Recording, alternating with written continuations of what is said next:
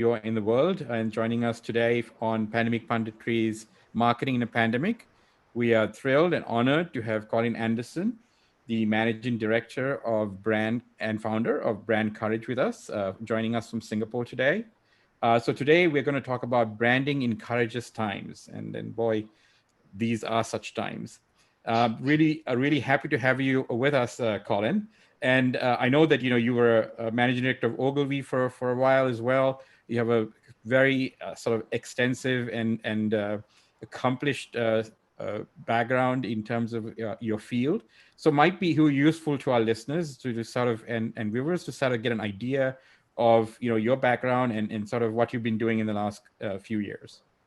Okay, well, firstly, let me say thank you to both of you for inviting me along to talk to you today. So this is the first time we've done a webinar together, so it's kind of like a little bit of a debut. And of course, want to make this happen again and again and again. Maybe to start off with saying, that I always feel that in order for you to improve, you always have to think about going outside your comfort zone. Now, it's like everybody talks about public speaking as being outside their comfort zone, but that's not actually the analogy I'm drawing. What I want to say is to those guys and ladies and guys who are listening to us today, is that brand is definitely an area that a lot of people feel is outside of their comfort zone. And so today, I'd like to be able to spend a little bit of time kind of reassuring them that it's not so difficult and not so such an audacious task to take on and look at your brand in a kind of constructive way. So to answer your question a little bit about my background, I actually began my career in the 80s as a designer. And as a graphic designer, kind of what my key focus was on identity. But very quickly, I found that there was a serious problem. And that was that, design by definition is the optimum in a particular set of circumstances. And talking to clients didn't really understand design. They didn't understand, the context of what it is that I did as an identity designer. So I had to kind of reinvent the process of how do I find out what is the particular set of circumstances. And what's really prevalent to that and what happened, why is that relevant today, is that especially when you talk about COVID and you talk about what is happening, this is a matter of we have to realign what we see as our circumstances. We're no longer in the same world. In fact, simply looking at how technology has changed everything. Again, growing up in the 80s, I used to do a lot of corporate literature and we used to do everything manually. There was no such thing as computers, no such thing as the internet. If you wanted to research something, you go to the library. Nowadays, it makes my job a lot easier. If I want to look at all the competitors for a company, I just look at their websites and I really have a very clear idea of how everybody does what they do. So you mentioned also that, of course, that my business now, and I've been running this one for 15 years, after I kind of sold an original business to Ogilvy. I wasn't the managing director of Ogilvy, but I was the managing director of the business that I took over with them, which was at that time called Enterprise IG. Now it's called Super Union, and it's probably one of the biggest brand identity companies in the world. But I digress. Brand Courage really, for me, is a boutique brand and communications business. We have offices in Singapore, Malaysia, and Indonesia, and I've done work all over the region, including India. And I'm happy to say that it's always a pleasant experience working with Indian companies. My kind of my mantra is "Fortune favors the brave," and I actually used that long before John Wick used it on his movies. You know those ones, right? Yes. Yes, he has it tattooed. He has it tattooed on his back. Well, I don't have it tattooed on my back, but anyway. But do you have the dog? I used to. Unfortunately, he passed away, but that's another story. When I say, fortune favors brave, it's not just me that has to be brave. And I mean, yes, I do think that I have to really tell it as it is. I'm not really an order taker, but someone that really has to look and give my clients good advice. It also comes down to the fact that, brands have to be brave as well. And, now more than ever, you really have to reevaluate what you're doing, how you're saying it, how you're going to market. Every single aspect of your experience, it really comes into question. So, in kind of thinking about what I wanted to say in this kind of in context, maybe for the viewer's perspective, giving them an idea of what brand is, and especially from a practitioner's perspective, I usually use this definition, and it's the kind of like the formal definition for brand is the management's long-term strategy for the protection and exploitation of intangible assets for commercial advantage. And you go, what? What is that? What did you say? So it's clearly not just a logo. No, no, brand is behavior and it is reputation. And you think of it, that formula, brand equals behavior equals reputation. It is how we behave. It is how we want to be seen in the future. And with that definition, it's going to touch a lot of other things. We say kind of sometimes, it's the intangible assets can outweigh the value of the tangible. If someone like, say, for instance, Apple, suddenly all of their physical assets disappeared tomorrow, how much would that brand still be worth? In fact, it would still be intact and probably at the same commercial value that it has in the marketplace right now. Another kind of way to look at this, Einstein said, sometimes what counts cannot be counted, and what can be counted doesn't count. And the question always asked to me is, oh, I'm going to do this exercise with my brand. How much value will it increase? And it's an intangible value is really, really hard to kind of like wrap your head around. So, usually in the context of when I'm talking to a client like that, especially if they've got a very kind of rational perspective on what value actually means, I use an example of the humble IKEA bag. So if I'm presuming in India you have IKEA. I mean, yes, they're the biggest restaurant chain in the world, believe it or not. But yes. IKEA produce these little tote bags, right? They're blue and they've got a slash around, and if you have them inside, they're yellow, and the outside they're blue, right? They're about 90 cents in Singapore. Now, I was in Malaysia the other day, not the other day, but 6 months ago, and I went past a retail chain called Off-White. You might be familiar with that brand. It's quite a high-end fashion shop. And in the window, they had this IKEA bag. I mean, it was just like the IKEA bag. It was the same size. It had the straps, everything. So I went inside and said, so how much is this bag worth? Yeah, and said, $295.90 US. So, it's not the material value.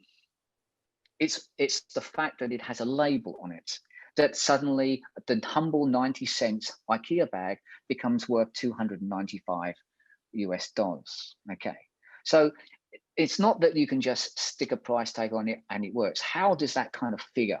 And now you're going to kind of work into the area where we're going to touch the sloppy wet stuff between people's ears, right? Just imagine, say, for instance, you're going to buy a car. All right. So, when you look at buying a car, there's lots of things that you can evaluate. You can evaluate its price, its weight, its fuel efficiency, its engine, its torque, power, acceleration, all things very important. Okay. And if I list this all out and you compare all these vehicles in that way, it'll be very, very hard. But if I said to you, Mercedes, BMW, Jaguar, Aston Martin, it gives you a totally different feeling. You start to imagine things.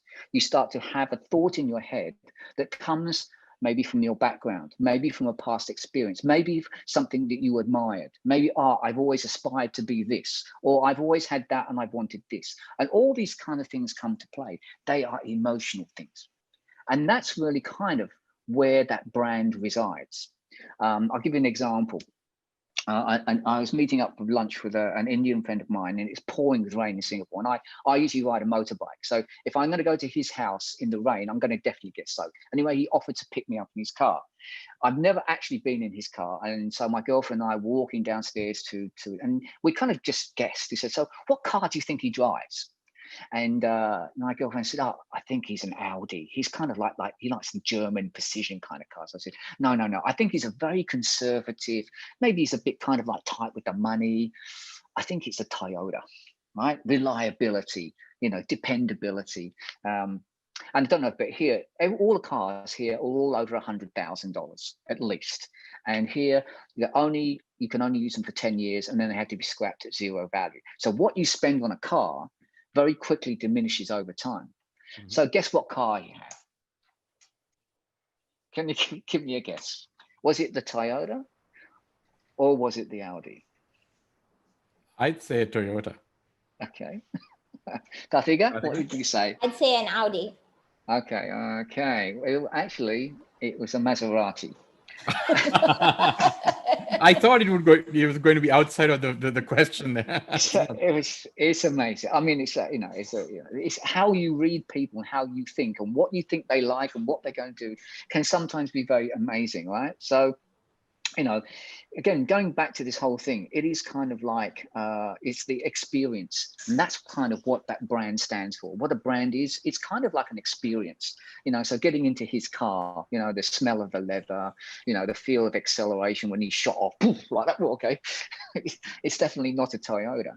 And that's kind of how we kind of see a brand, is that we view it by our experiences. We view it by the touch points that it's had in our life. Again, maybe continuing the car analogy is, if you just recently had an accident with a nasty guy that jumps out of a Mercedes, maybe you kind of have a negative feeling towards Mercedes because it rubs off on you. Yeah. Right. So this concept, I think, you gave a really brilliant definition about the emotional versus the rational sort of valuation that one puts to brand, right? So given sort of the times that we are in, where some of us who own Maseratis or even a Toyota or a humble Mini Cooper cannot seem to get out of the garage because there's not much of that going on from a perspective, right? So or a Hyundai, for example. So you can't really, some of these brands are having a tough time. I mean, I read statistics this morning that 19 million salaried jobs in India were lost. 25 million salaried jobs in Southeast Asia have been lost, right? So these are sort of times where companies are struggling to sort of maybe get the attention of the limited amount of spend that's available. So how does sort of one appeal to either the rational or the emotional aspects of a brand? So if you're a company, a CEO or a marketer, how would you, do you rebrand yourself or redefine yourself? What is the sort of the prescriptional strategy, or do you sort of, move your brand from, maybe you were known for say, Maserati, for example, right? Now, you want to, obviously they're not flying off the showrooms because there's hardly any driving going on, or maybe there is a way to sort of, a smart branding marketer would come up with a way to keep the brand in people's minds in these times when everybody's sort of sequestered. I mean, I'll give you an example. Let me give you an example of this. And it's funny because I was having a conversation with a very good friend of mine who's also he has his own branding company as well. And we were having this kind of like discussion about the difference between the strategy of McDonald's versus the strategy of Burger King and KFC. So we both took different perspectives. So we were polar in it. So I took actually the KFC / Burger King strategy, and he took the McDonald's strategy, which was during COVID, and especially in Singapore, where we had this period of time where it was very obvious that we had to shut everything down. Now, I know India is a very difficult place to shut down. Singapore, at least, we're only 6 million people, and we're only, 50 miles, across and 50 miles deep. So we're a lot easier to contain. But, McDonald's took the premise that they were going to shut all of their stores. They didn't want to spread anything to their staff. They didn't want to spread anything to customers. They just shut down.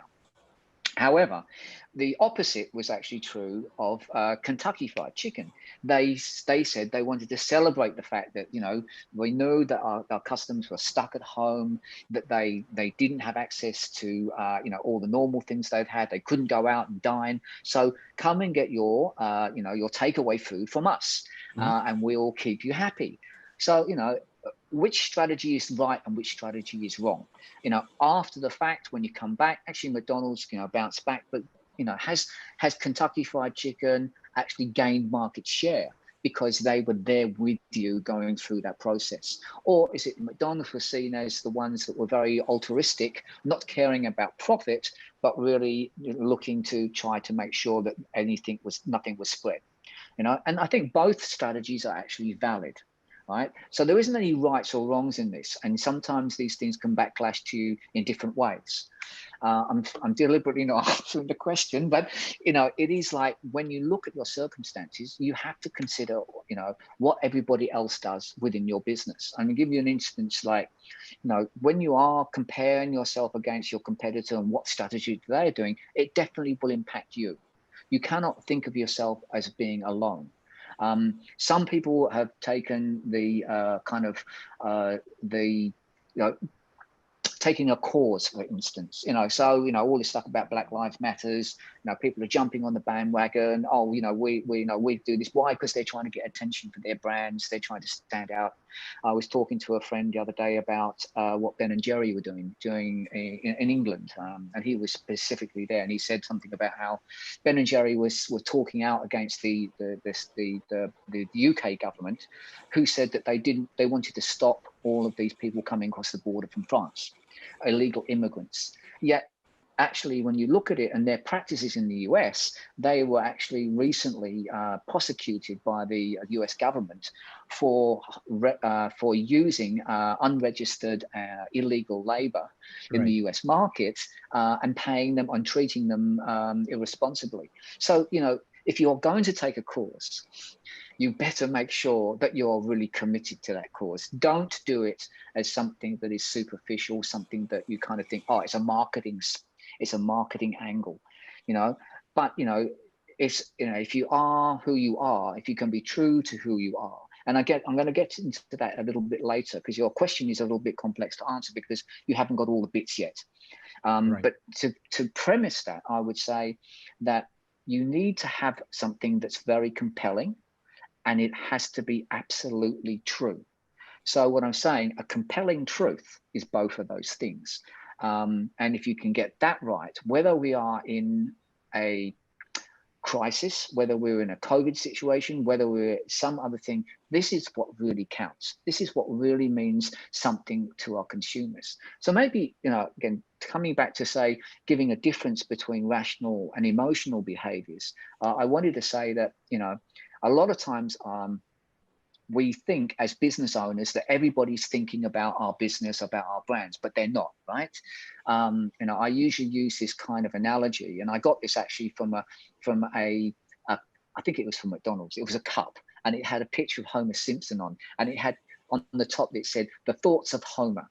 And actually, if you looked at his brain, what it said was really interesting, because this is true. When we go out to compete in the marketplace, we're not competing against, say, for instance, we're in real estate. We're not competing against other real estate companies. What we're competing against is sex, donuts, and sweet, sweet beer.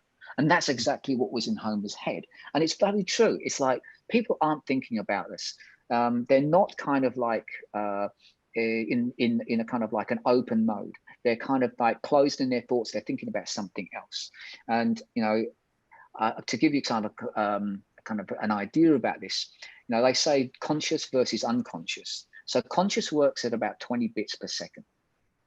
That's how much thinking, you see my face, you hear my voice. Maybe you can see what's in the background behind me. That's working for you at about 20 bits per second. But there's another 8 million bits that you're processing right now that you're not even aware of. Okay, so the feeling of your clothes on your skin, the temperature of the room, the ambient sound, all these things are things that are going on in your head. So let me get to the point, right? So say, for instance, you're going to the supermarket and you're going to buy your groceries. So I don't know how long you guys take. I usually take about 45 minutes to half an hour maximum, right? I want to get in, get out, right?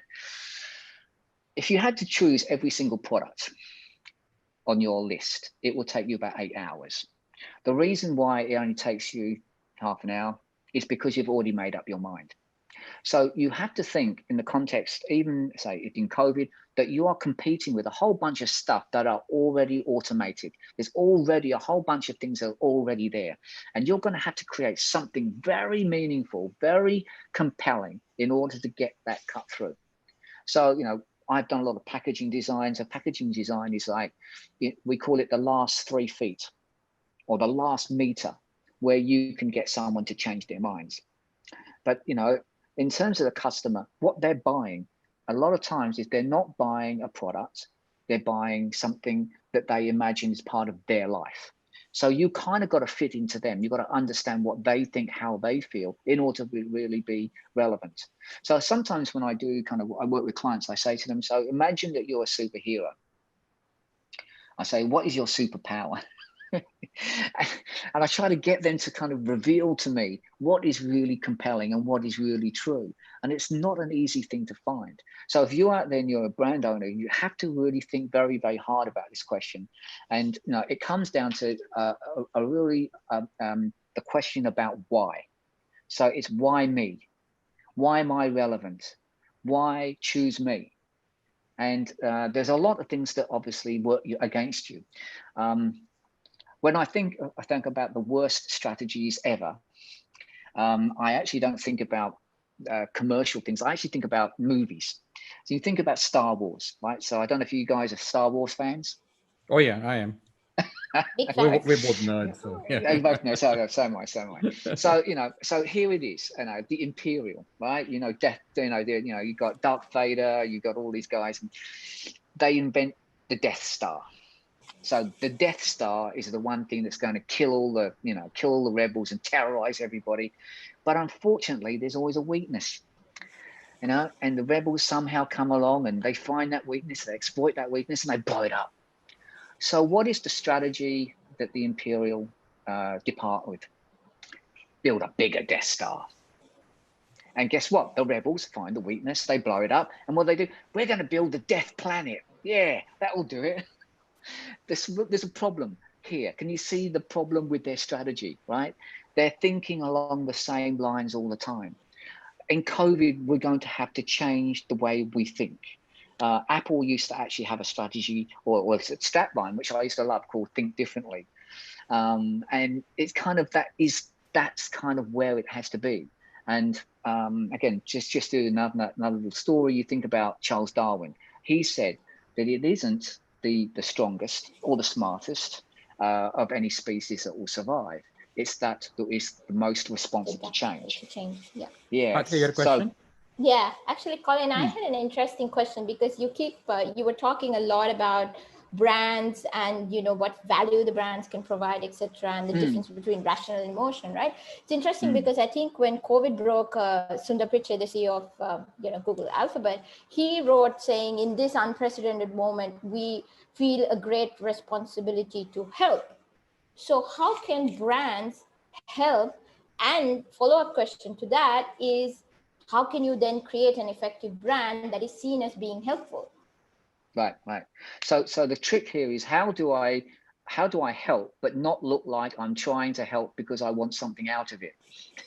You know, if you're truly altruistic, if you truly have something that is not a marketing ploy, because people see through it. I mean, you know, the thing about the internet is that it reveals everything. I can't remember the actual campaign, but I think it was one of these large organisations in the UK who were basically firing people, and the people that were being fired were talking about it through Twitter. And it was the marketing director who said, "Now, how do I turn this Twitter thing off?" Because he wanted to stop the conversation that made his company look bad. Right? The fact is that people know everything. I mean, I love how all those things happened with, Dr. Dow. You know, remember this guy who got assaulted on the plane while he was traveling United Airlines, right? And the CEO came up with this kind of speech to his team saying, "Well done, you did the best thing," blah blah blah. And of course, everybody knows everything. So the videos released. Everybody can.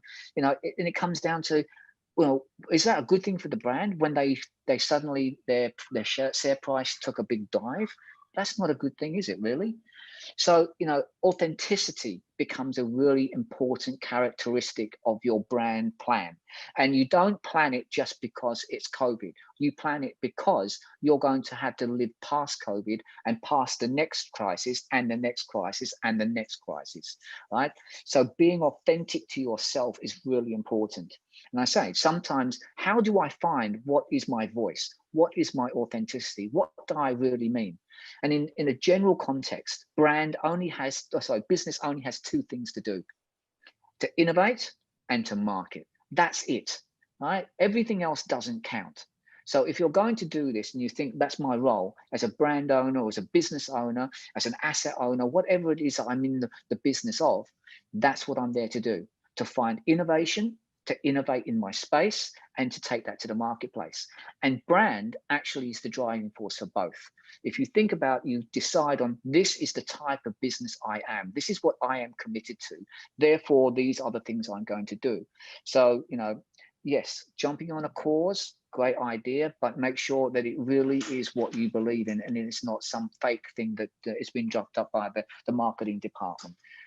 So, right. So if your human values, what you're saying is, if your values to begin with, were based on some fundamentals, like say for example, you had altruism, sustainability from an environmental perspective, just caring for the planet as sort of a core value prior to your sort of journey, or prior to COVID or any crisis, then that's part of your authentic self, right? So then championing those values through your brand is completely legitimate.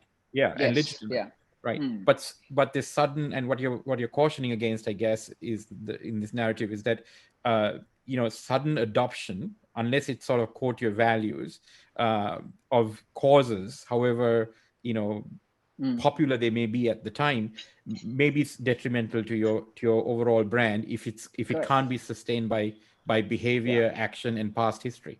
Remember, brand equals behavior equals reputation. That's what I said in the beginning, and I hold that true.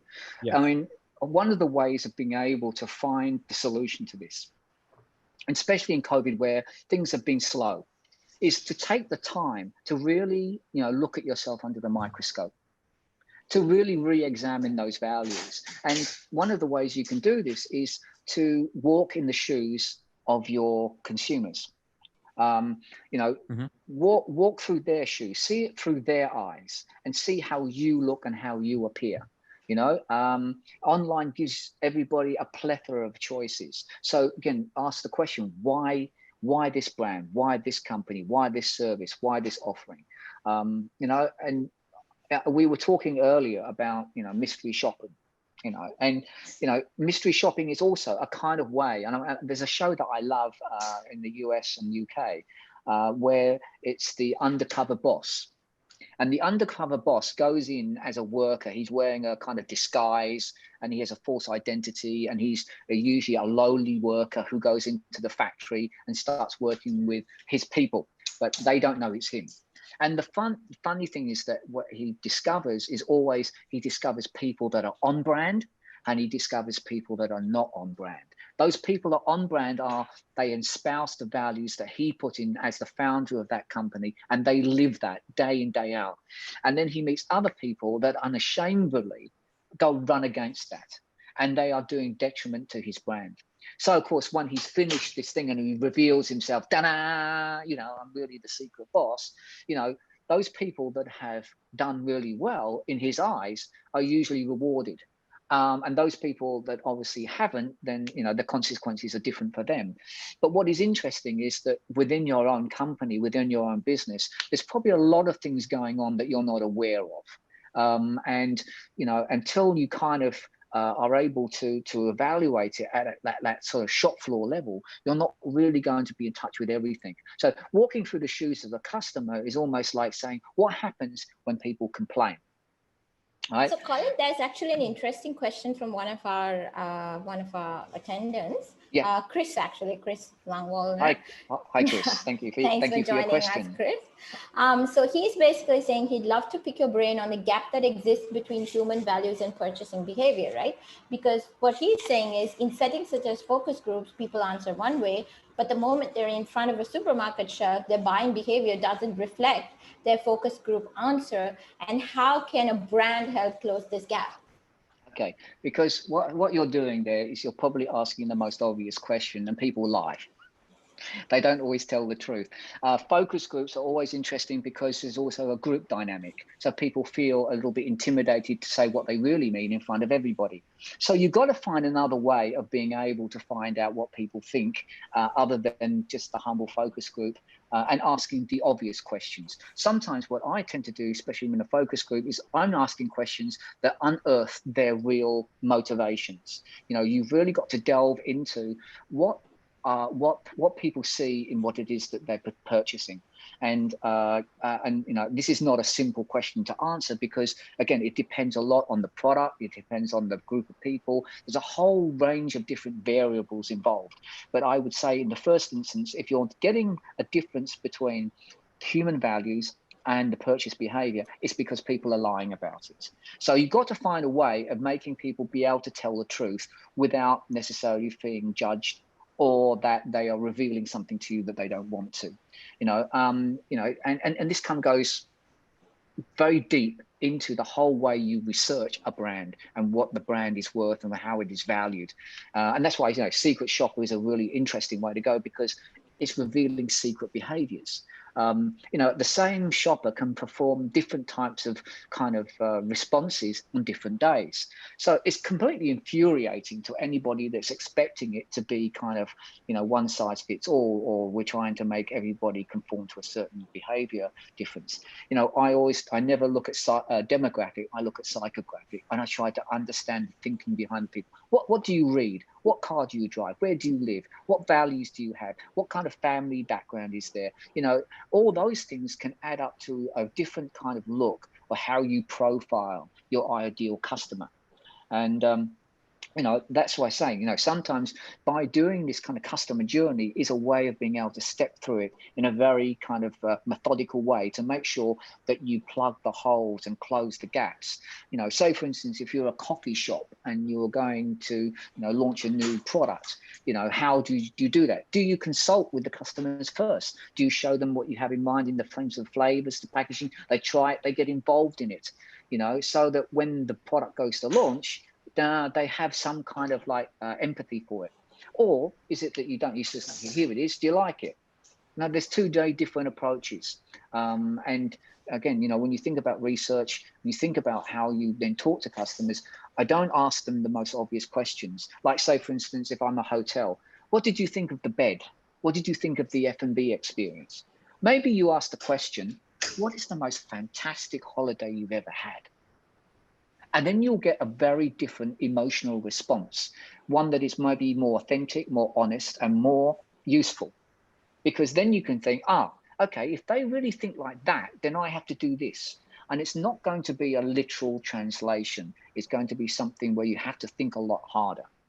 You know, I talked about that spa thing, right, with you earlier on, and here's another, here's another one where, you know, I was working with a hotel group in Indonesia, and again, I was actually not there on a secret shopper, but because I was going to be working with this brand, I thought what I'd do is a little bit of kind of homework. So you know, I walked into the hotel room.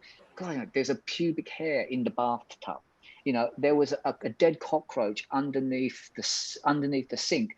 I photographed all these things. And why? Because I want to show them what the experience is like. Do you know, this is what I saw? And that's me. I mean, maybe the other people see other things. You know, Michael Wolff, who was, you know, a very famous advertising person, he said that he has a book, actually. It's called You Are a Towel. And, you know, you go into a hotel, and if the towel is kind of a bit dirty, you then find, oh, there's a crack in the wall, there's this, there's that, and you start to evaluate it from a very negative perspective. So, you know, his philosophy there is that you are that towel. What are you going to be, and what are you going to bring to it? So, you know, that's, again, it's another kind of way to look at it. Colin, sorry, we just had another question come in. Because you're focusing a lot on experiences and stuff, what the audience really want to know is whether the traditional 4 Ps of marketing, product, you know, price, promotion, place, do they matter, or is it more about solution than product? And I think we can tag on to that to say, what then are the 5 P's of your brand? Okay, so that's really good. Let me say that, you know, we talk, when we talk about branding, I try to think about a way to make it easier for everybody to remember everything about their brand, right? Okay, so I kind of create, you know, this kind of, remember I said to you, you know, when I was the designer, nobody kind of understood what it was that I did. So it's the same with brand. I try to make it very simple. 5 P's. What are the 5 P's? Purpose, positioning, personality, promise, and platform. Okay, so let me explain a little bit about each one of them. And usually what I do is I then condense everything that's in that down to one single page. I learned this trick from working with Unilever. Actually, I was working with Hindustan Lever in India when I did this one. Is that they have a thing called the brand key. And it actually is a little bit more complicated and a little bit harder to understand. But anyway, it's basically the same kind of elements. But the 5 P's, we start off with purpose. What are you for? What purpose do you serve? What business are you in and who are you for? Give you an example of this. So Apple, okay, everyone knows Apple, right? Don't have to explain what they do. Did you know that in the movies, when it comes to product placement, no bad guy ever carries an Apple phone? Didn't know that. Right? Didn't know. Right. So what does that tell you, right? They are for the good guys, right? They're the good brand, right? Only the heroes carry their brand, right? Okay. So deciding on who you are for, right? The type of audience you're trying to attract and the kind of business that you're in is really the foundation of everything. Ask that question, why should I exist? And that becomes really the base point. It's the building block of everything else. The most rational probably of all the emotional kind of elements that you have to consider. So positioning, number 2, you are not alone. There was many people who always say the same things. And I've done this for companies where I've gone into, looked at a competitor set, I make a list of all of the brand promises that they make, and they all kind of sound very similar. So that's a good thing, because that means what I can do is come up with something very different and stand out from the rest. You've got to ask yourself, what are your USPs? Right? You know, so unique selling points, unique sort of proposition, whatever you'd like to call those words. It means, do I have something that's unique to me that nobody else does? In this word, it's very, very tough. It's very tough to differentiate that way. So think about them also from a tangible benefit and also an emotional benefit perspective. Do you also have something that you know about the marketplace that nobody else does? An insight. That also can help you with positioning. And I say this, to say, you can't be everything to everybody, because otherwise you'll be nothing to nobody. So you have to be very, very persistent about that. So the next P is personality. So the best example I can give personality is say I'll use myself. Okay, so what are my attributes? What does it make? What do I have in me that makes me useful to my clients? I have to be gutsy, grounded, and curious. Gutsy enough to stand up and say what I mean, what I think, what I believe. Grounded that I've done the homework. I understand the market terrain. I've looked where nobody else will look, right? And curious because I really want to turn over every stone. I want to find out more. I want to probe you harder. I want to make you work harder to learn about yourself and about your brand. So the personality attributes are really important. They can set the tone of voice for a brand. It can be the way that you talk, you know, and say, for instance, the example I give you is usually innovation. So we said that innovation and marketing are the two things. But if everybody's about innovation, don't tell me that you're an innovative brand, because every brand is innovative, right? So don't pick things that everybody will want, because you can't have them. Just on the note of innovation, Colin, sorry to interrupt, but there's a tag-on question from Paul Emerson. Thanks for joining us today, Paul. So regarding brand innovation, what comes first, the product or the consumer? And he says, if there's time to, is there a recommended approach to innovation from Colin? Okay, so what is innovation? If you look at the textbook definition of innovation, actually, it's tinkering, right? I mean, I work with this guy he's one of the kind of like founding guys in Singapore in the sort of early 90s, and you know, I said to him, you know, he was actually the chairman of a thing called A-Star. which is like a collection of all the top agencies that are research and development and innovation, everything, right? So I said to him, so, all this must be about innovation. He says, no, we're not innovators, we're discoverers. We discover things. Innovation is just tinkering. We discover things. Oh, okay. And, from that, you think innovation, is about taking something that exists and moving it forward. It's taking the next step, right? It's not necessarily changing everything or being disruptive. Yes, it's great if you can be that, but not everybody can be disruptive. Not everybody's going to be a Grab. Not everybody's going to be an Airbnb, right? And for those people that have that privilege, fantastic. But for us mere mortals, we have to kind of be satisfied with taking, version, 2.0 and making 3.0. But it is a very important thing. But if you don't have an innovation, if you don't have a way forward, you really are not going to be able to compete in the future. If you're going to be a Me Too product, and sometimes, an innovation can be simply something of looking at what is the trend that everybody is going towards, and then seeing, is there something that able to fit my product or my service to meet that? So like an example of this, Capital Land, they're one of the biggest property owners in Singapore. They have about 10 office towers here. So they asked us to think about, what would Office 4.0 be like? How would we communicate this and how would we make an offering around this? And it comes down to something like, okay, so the millennials actually think about, what is that building doing with all of its electricity? Is it kind of good for the environment? Do you have, if somewhere I cycle my bike to work, is there end of journey facilities for me able to take a shower and change my clothes? And those kind of questions then say, actually, the way people look at the office environment is very different to the way that probably, my age group did. It was a place I turned up, I had a desk, I worked. Now they see it as something that actually has to be positive, environmentally positive. It has to be sensitive to these things. So developers have to change their whole strategy to move away from, I'm just building a concrete, glass and steel building, to I'm building a community. The companies that come and work there want to recruit good people, but these good people won't join them unless they have a feeling that their company is in the right place. So then the strategy of the companies that they then take on as tenants then becomes part of their strategy in order to be, a place that is work positive.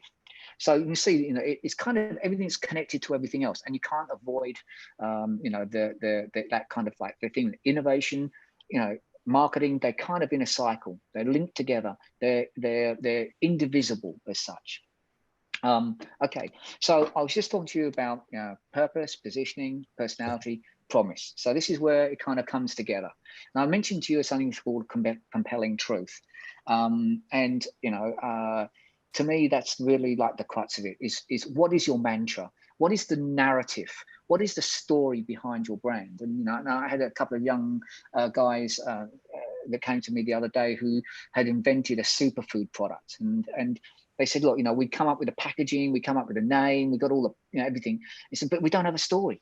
I said, so why did you do this? What made you go and do this? He said, well, this guy is about 6 foot tall. He's an Indian guy, about 6 foot tall, and he said to me, I used to be like 250 pounds.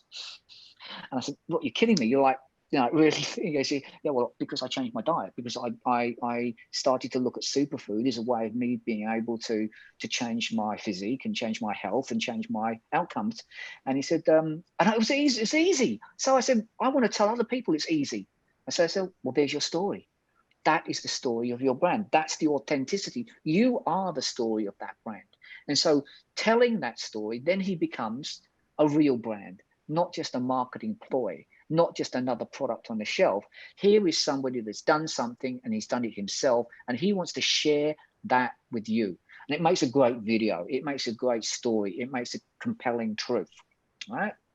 So once we have these things, we have a purpose, we're clear about why we exist, we kind of know who is out there and what they're doing, and we have something different to say. We are committed to a kind of behavior, a kind of a kind of experience that we want to create, and we have a promise that is really authentic.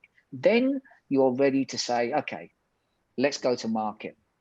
Let's create a brand on that basis. And whether it's kind of it's what channel choices you have, what kind of, whether your customers are experiencing online and offline. It has to be one that fits all together.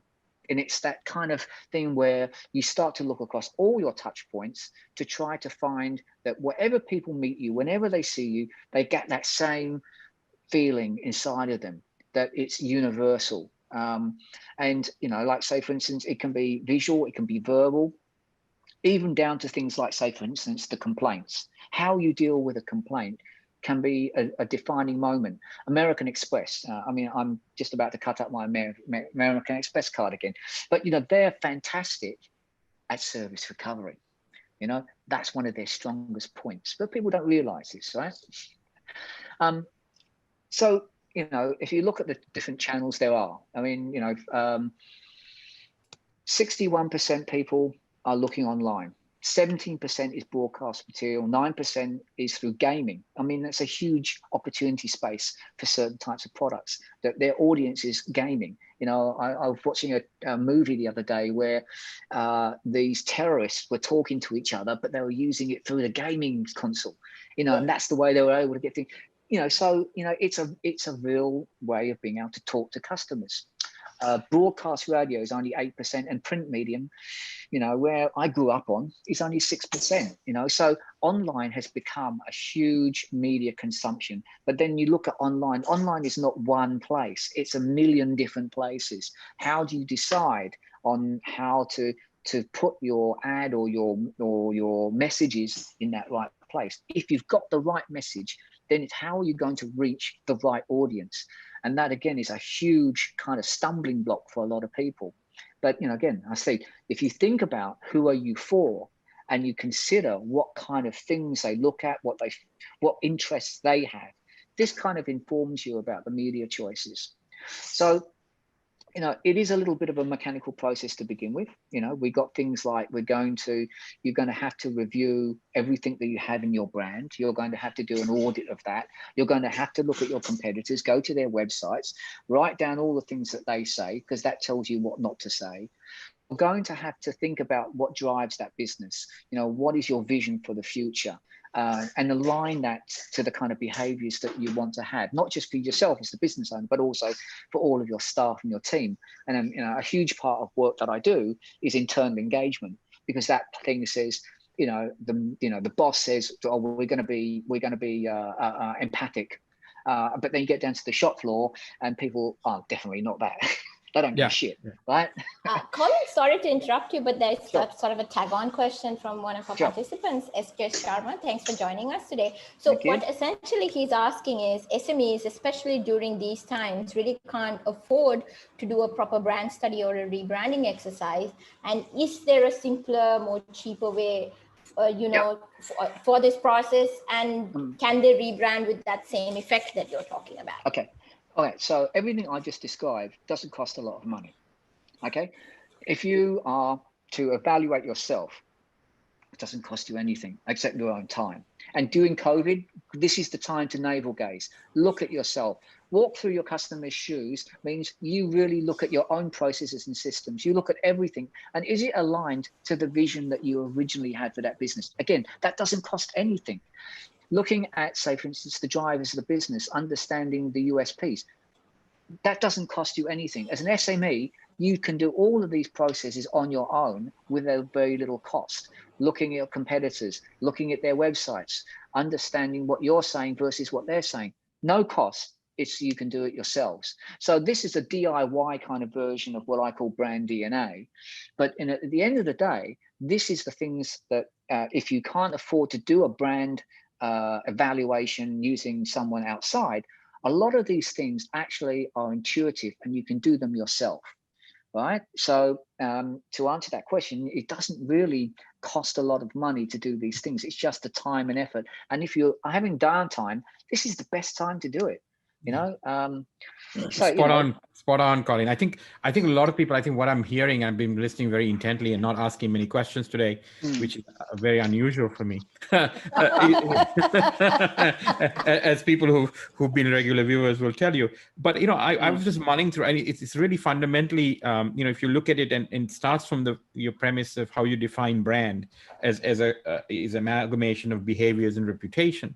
So I think, and also this point you just made, which is the navel gazing, right? I mean, this is an ideal time to really understand. Maybe you were something in the past. You sort of evolved. Your business has grown, or maybe you're starting something new. And when you start something new, sometimes you just start, right? I mean, you say, "Hey, let's capitalize on an opportunity that you see." You get going. You make a few sales. You get a few things going, and then suddenly things sort of taper off, which a typical part of the life cycle of new companies.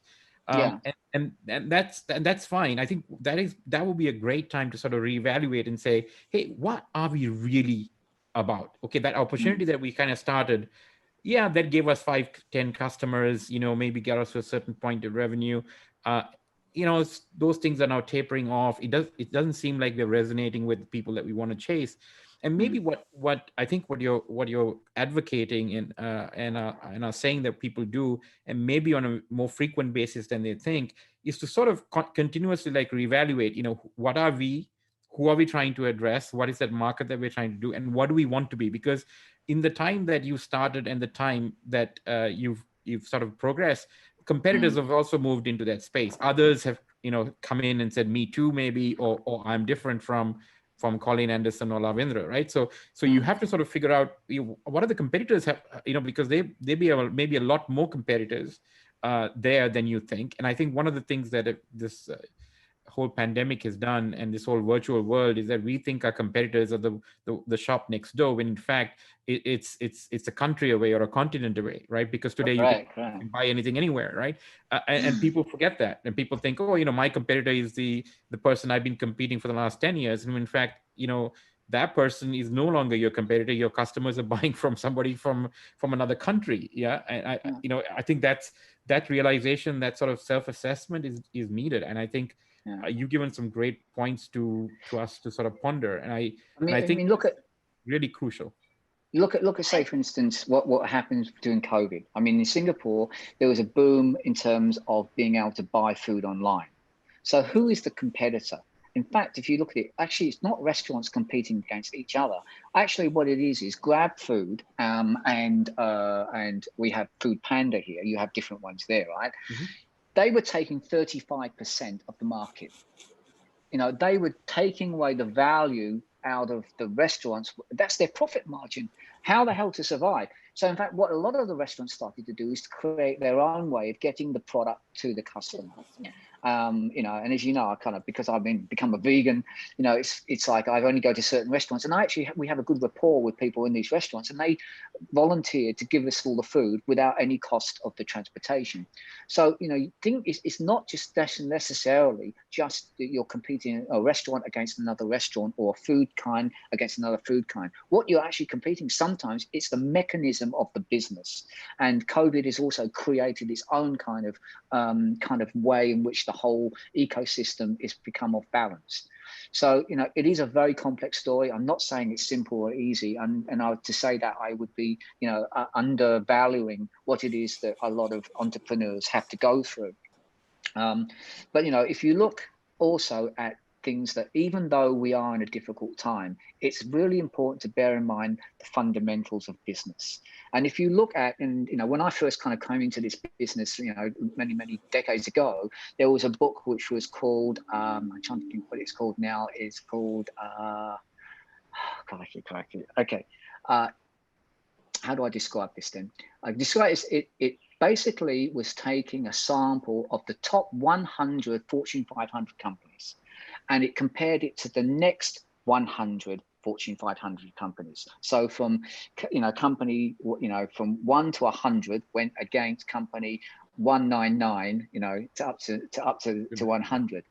And they found that there were traits about the top 100 companies versus the ones at the bottom, right? And it's these kind of traits, like say, for instance, things like having an idea of what motivates the business and having a leadership that believes in it. Richard Lester, I think he's the guy who wrote Productivity Edge. He said something like this, and sorry if I paraphrase, it's the success is that the companies that have a deep conviction in something are more likely to survive than those companies that don't have that same deep conviction. And, and it must be something must be felt at every level of the organization. So, the belief, no matter what it is also a driving force for success, COVID or no COVID. It's a very, very important distinction between success and failure in the long term. And I think about in industries, I think about companies, I think about products and services. So many people kind of have this sort of kind of viewpoint that it's about about sales. I'm sales driven. I value it's the sales mentality, right? If you take that away, if you think about, what other things what am I doing other than making money? Why do I want to commit my life to building my brand? Why would I want to spend all this time, in this company, and I work from 6 a.m. till 6 p.m. every day. So, I want to spend that time doing something that's meaningful to me. And if you can do that and make that meaningful, not just to yourself, but also the people you work with, you create a very different dynamic and a different distinction, a different definition of success. And it's not just in value terms in terms of dollars and cents. Right. So sometimes, use this time to kind of, go back to basics. Think about what it is that you did when you started this business. Think about why is it you want to continue in this business? And probably they're the same reasons why customers want to come to you. Colin, Brilliant. Just before we wrap up, we covered purpose, positioning, personality, promise. I think the audience is interested to know about the last P. Platform, is it? Which one's the that? last Sorry. P, purpose, positioning, personality, promise. And platform. Okay, so platform is really what you go to. That's what people see. If you think about the iceberg, right? Not that if you want to be on the Titanic and hit the iceberg, right? But it's always that little tip bit at the top, right? That's what people see. They see logos, they see identity, they see communications, they see strap lines, they see ads, they see the website. But without the stuff below that, that doesn't mean anything. It can't even hold up itself up. It's all the things below that surface, your values, your compelling truth, your reason to be, your whys. And that's kind of like where it's at. Okay, so that's the definition of platform. Platform is that platform is actually the last thing that you do. It's the most, the thing that everybody sees, which is your identity, your communications, your advertising. It's your outer face, but without the inner face, it doesn't have any standing, right? Point taken. Yes. So we are right about at the hour, Colin, and fantastic. It's been an absolutely fascinating one. I think we've answered most of the questions that were posed to us. So thank you for sending those across to us. And I think for those of you who are probably joining us from /com Sri Lanka, you will get a chance to actually get more of Colin's wisdom in a private members only conversation we're having with him and other experts on the 2nd of September. Please join us for that. But for the rest of you, we will have a recording of this obviously on our channels.